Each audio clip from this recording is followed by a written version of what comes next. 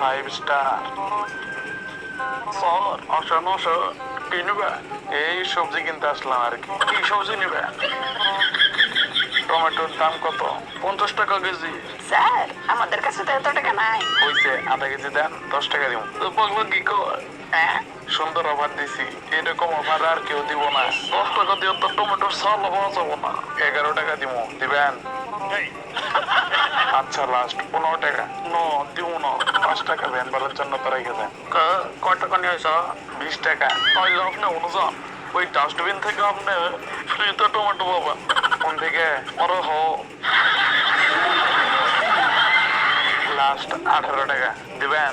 ওই কালো যাবেন থেকে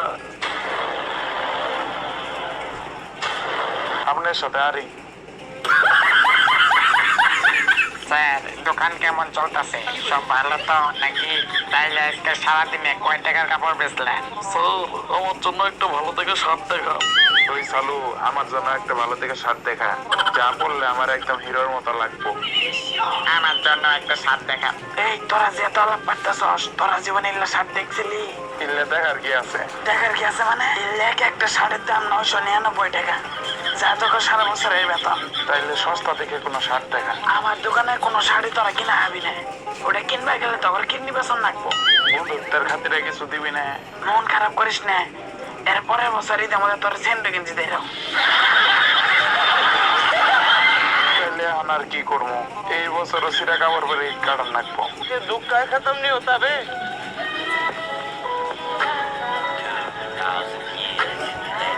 2 বছর হয়ে গেল গা, একটা কেসও পাই না। কেস পাবেন কি ভাই? 3 বছর ধরে তো একটা কেস সলভ করতে পারতেছে না। সুখবর আছে।